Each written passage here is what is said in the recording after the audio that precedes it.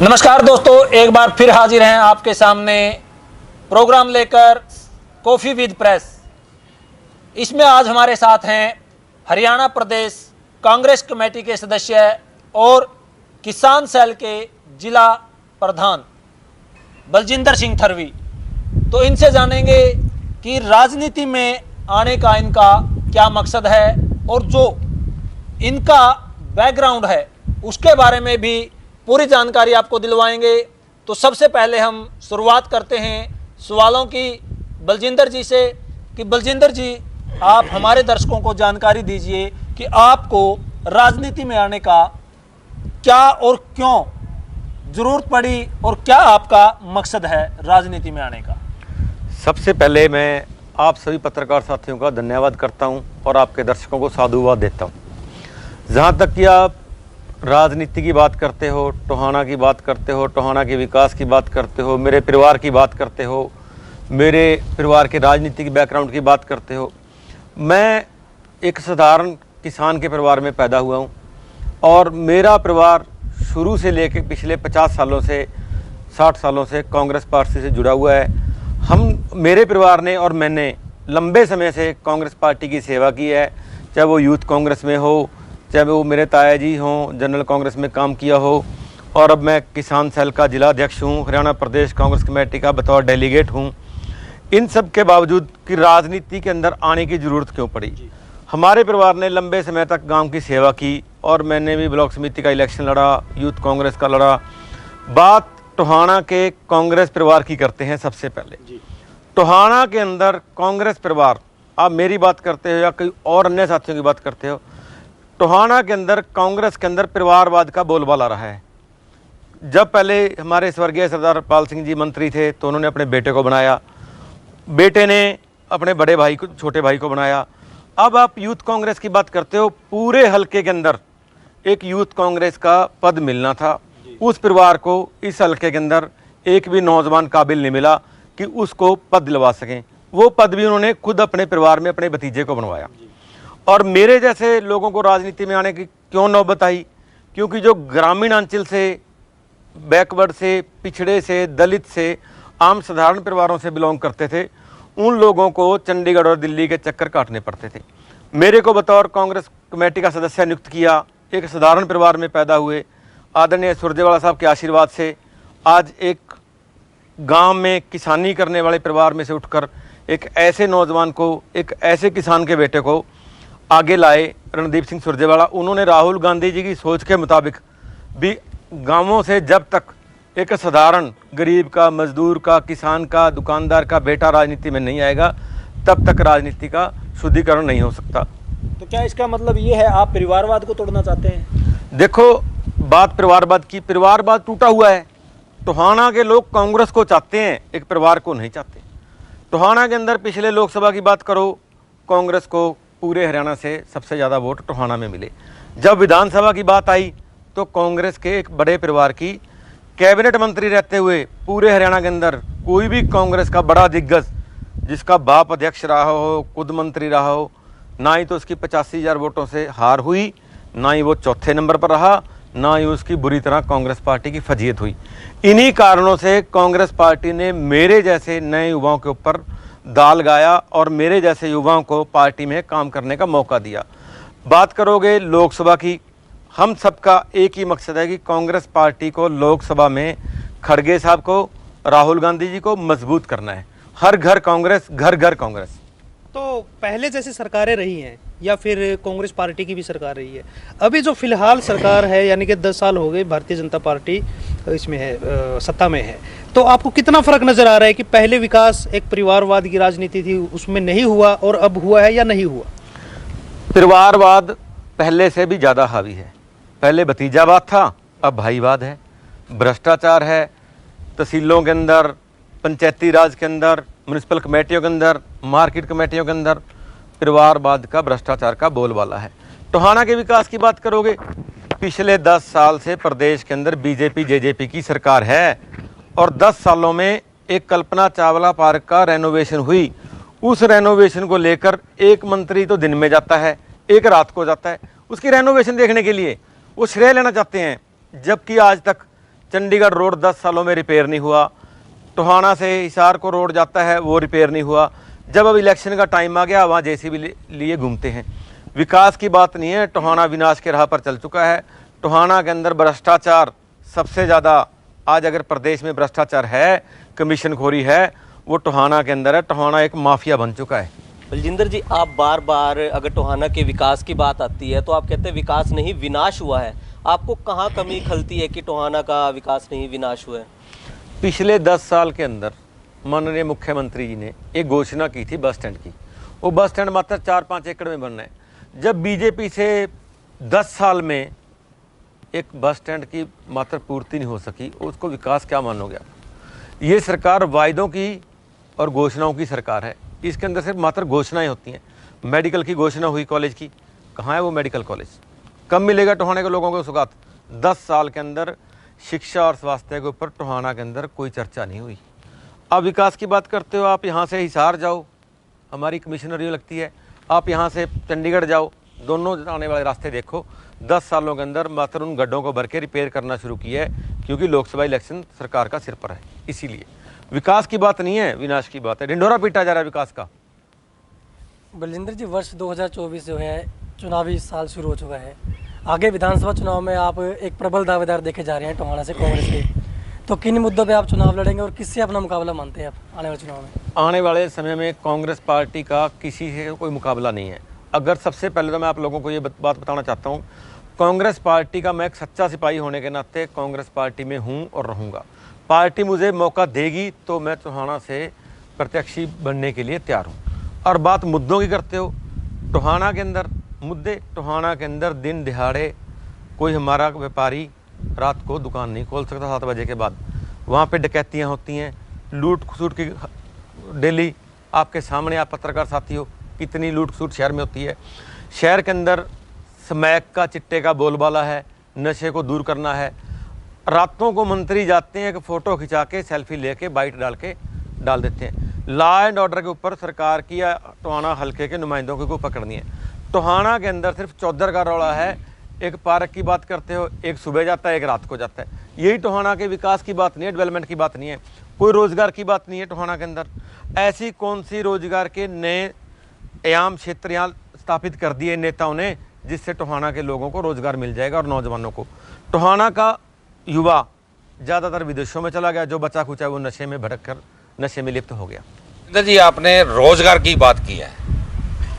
रोजगार के मामले में आप बताएं कि कांग्रेस इसके लिए भी तो जिम्मेदार है, क्योंकि जो भुना शुगर मिल है उसको बंद करने में, रोजगार खत्म करने में कांग्रेस का अहम योगदान रहा है। दूसरा, यहाँ पे एक रेल कोच फैक्ट्री लगनी थी, उसमें कितने लोगों को रोजगार मिलता, वो भी, उसको भी यहाँ से ट्रांसफ़र करने में कांग्रेस का योगदान रहा है। ऐसे में आप रोजगार की बात कर रहे हैं, जबकि रोजगार खत्म करने में भी तो कांग्रेस का अहम योगदान रहा है। ऐसी बात है अरोड़ा जी, जो बात आप कहते हो कि भुना शुगर मिल बंद हुआ, जिन लोगों ने उस शुगर मिल को बचाने में संभव प्रयास नहीं किया, लोगों ने उन लोगों को नकार दिया। आज वो लोग कहाँ हैं और पार्टी में किस स्थिति पे हैं, और पार्टी के अंदर उनका वोट परसेंटेज क्या है, और उनकी दया दिना क्या है। आज तक टोहाना के अंदर कभी भी कांग्रेस पार्टी कभी किसी नौजवान को, गरीब के, किसान के, मजदूर के बेटे को आगे नहीं लेके आए थे। उसके अंदर आप लोगों के सहयोग से, हल्के के सहयोग से, मेरे नेता आदरणीय चौधरी रणदीप सिंह सुरजेवाला जी के सहयोग से आपके भाई को, एक साधारण किसान के बेटे को, उस कमेटी में बैठने की जगह मिल गई जहां वो कांग्रेस पार्टी का शीतर नेतृत्व बैठता है। बात रोजगार की करोगे, पिछले 10 साल में मोदी जी ने कहा देश का रोजगार, युवा मांगे रोजगार, मोदी जी ने कहा पकौड़े तलो। राहुल गांधी जी की एक ही लक्ष्य है भी, हर घर कांग्रेस, घर घर कांग्रेस, देश का युवा मांगे रोजगार। कांग्रेस पार्टी पहले भी मुद्दों पे बात करती थी, जाति और धर्म की बात नहीं करती थी। अब भी कांग्रेस पार्टी जाति और धर्म की बात नहीं करेगी, मुद्दों की बात करेगी। हर आदमी का किसी न किसी धर्म में आस्था हो सकती है, चाहे वो आप हो चाहे मैं हूँ। हम लोगों की आस्था हर किसी की गली में, पीर पे, मोहल्ले में, मंदिर में, मस्जिद में, गुरुद्वारे में, कहीं भी हो सकती है। ये देश का प्रधानमंत्री या टीवी चैनल वाले डिसाइड नहीं करेंगे कि आपने कब मंदिर जाना है, कब गुरुद्वारे जाना है। वो हम सबकी आस्था के प्रतीक हैं। जब से सृष्टि बनी है, राम जी तब से थे, जब तक सृष्टि रहेगी तब तक राम जी रहेंगे। राम जी हम सबके हैं, वो किसी एक व्यक्ति विशेष के, किसी पार्टी के या किसी व्यापारी के, किसी दुकानदार के नहीं हैं। रोजगार की बात पे कर रहे हैं कि रोजगार में सरकारी नौकरियां भी आती हैं।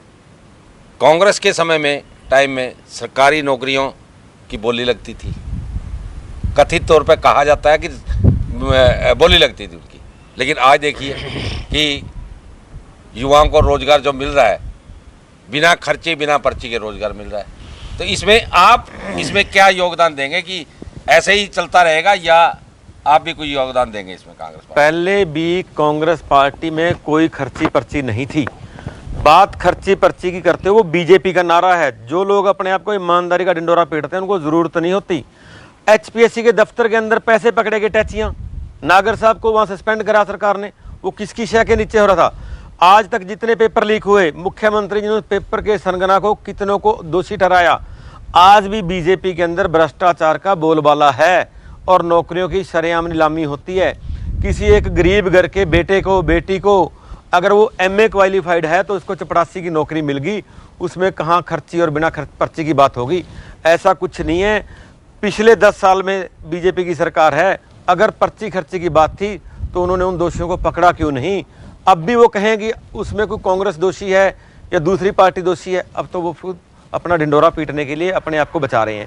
कांग्रेस में पहले भी रोजगार थे, आज भी रोजगार नहीं है, और कांग्रेस जब आएगी उस टाइम रोजगार के साधन संपन्न होंगे। बीजेपी ने तो संविधान को तोड़ दिया। किसी गरीब का, दलित का, पिछड़े का बच्चा अगर रोजगार लेता था, बीजेपी ने तो सब कुछ बेच दिया, सब कुछ प्राइवेट कर दिया। अब टोहाना के अंदर बताओ कौन सी इंडस्ट्री, सरकारी फैक्ट्री लगी है, कौन सा सरकारी बड़ा कारखाना लगा है, कौन सी जो गवर्नमेंट की डेवलपमेंट की बात करते हैं उसका प्रोजेक्ट यहाँ पर लगा हो? एक माननीय मंत्री जी और मुख्यमंत्री जी, 4 लीडर टोहाना के, वो बताएं कि यहाँ उन्होंने क्या किया है। बलजिंदर जी, जैसे कि कांग्रेस के नेता हैं जो अलग अलग प्रचार कर रहे हैं, और टोहाना के अंदर भी देखा जाए तो सभी अलग अलग प्रचार कर रहे हैं, और अब सभी मीटिंग हुई है, अभी एकता से एकजुट इलेक्शन लड़ेंगे। वो कब तक एकजुट रहेंगे? लोकसभा तक रहेंगे या फिर जो अगले विधानसभा के इलेक्शन आएंगे तब भी ये एकजुटता दिखाई जाएगी? देखो, कांग्रेस पार्टी हमेशा, कांग्रेस का हाथ ऐसे रहता है, जब चुनाव आता है तो ऐसे हो जाता है। महत्वाकांक्षा हर इंसान के अंदर होनी जरूरी है। हर आदमी का हक बनता है टिकट मांगना और इलेक्शन लड़ना। वो पार्टी ने फैसला करना है कि किसको टिकट देनी है, किसके ऊपर वो उनको जो उचित चेहरा लगेगा। हम सब, मैं भी, जो मेरे अन्य साथी हैं, लगभग 99% साथी कांग्रेस पार्टी के साथ रहेंगे। जिनके खून में गद्दारी है वो अपनी गद्दारी आने वाले समय में वो खून उनका बाड़ा मार जाएगा और वो पार्टी छोड़कर किसी दूसरी पार्टियों का रास्ता अपना लेंगे। बलजिंदर ठाकुर जी, आप लगातार काफ़ी समय से कांग्रेस पार्टी की मेहनत कर रहे हैं। अगर कांग्रेस पार्टी आपकी अनदेखी करती है तो क्या आप आज़ाद उम्मीदवार के नाम पर चुनाव लड़ेंगे? देखो, मेरा परिवार पिछले 50-60 सालों से कांग्रेस पार्टी के साथ है। वो किसी भी किसान के, मजदूर के, गरीब के, व्यापारी के बेटे को टिकट देती है। हम सबका एक ही दायित्व है कि हम पार्टी का झंडा और डंडा बुलंद करें, इस बीजेपी से प्रदेश को और देश को नकारात्मक कार को चलता करें और कांग्रेस का इस देश के अंदर परचम लहराएं। पहले हिंदुस्तान के लाल किले के ऊपर कांग्रेस का झंडा फहराया जाए, उसके बाद हरियाणा के मिनी सचिवालय के ऊपर कांग्रेस के झंडे को बुलंद किया जाए। बलजिंदर जी, आपने बात की कि कांग्रेस में आपका परिवार लंबे समय से कार्य कर रहा है, भ्रष्टाचार की बात भी आ गई, सारी तरह की बातें आ गई।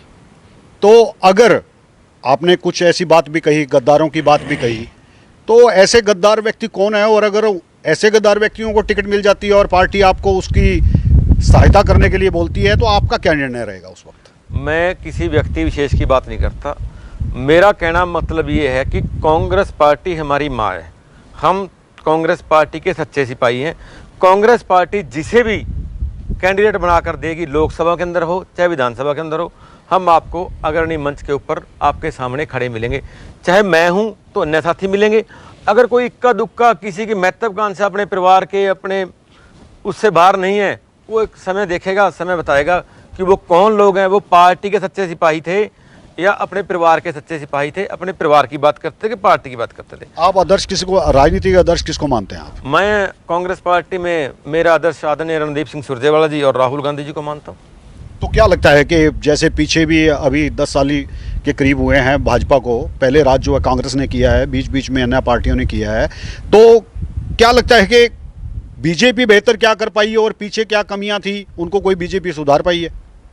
जहाँ तक कि आप कांग्रेस की और बीजेपी की बात करते हो, बीजेपी के अंदर तो लोगों को लाइन में लगा दिया, चाहे वो आधार कार्ड को लिंक करवाने की बात हो, चाहे वो फैमिली आईडी को हो, चाहे प्रॉपर्टी आईडी को हो। लोग बीजेपी का एक ही नारा है कि लोग घर बैठे सरकार की विफलताओं के बारे में मत सोचें, लोगों को लाइन में लगा के रखो। चाहे वो यूरिया का कट्टा हो, चाहे डीएपी का कट्टा हो, चाहे वो डीएपी के यूरिया के कट्टे का 5 किलो पहले वजन कम किया, अब फिर 5 किलो वजन कम कर दिया।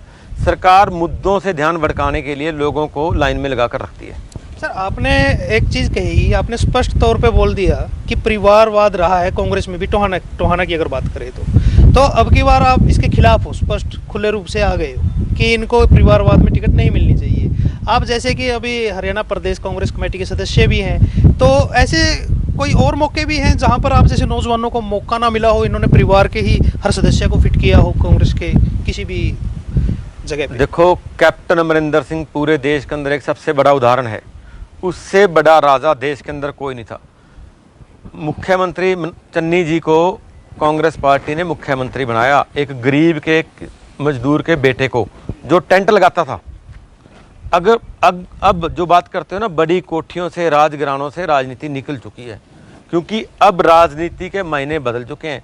हमें हर गरीब के घर जाना पड़ेगा, हर गरीब के घर पानी पीना पड़ेगा, खाना खाना पड़ेगा, रेडी वाले के पास जाना पड़ेगा, ऑटो वाले के पास जाना पड़ेगा, दुकानदार के पास जाना पड़ेगा, झुग्गी झोपड़े में जाना पड़ेगा। अगर किसी ने अपनी रहीसी दिखानी है ना, तो वो चंडीगढ़ दिल्ली में जाकर रहे। अगर जनता की सेवा करनी है, वो जनता के बीच में जनता का सेवक बनकर रहना पड़ेगा। बलजिंदर जी, आपने 2 बड़े कार्यक्रम किए, टोहाना में भी किया और कुला में भी किया। वहाँ रणदीप सिंह सुरजेवाला ने एक ही बात की कि युवाओं को आगे लेके आना पड़ेगा, तो इसका क्या इशारा मानते हैं आप?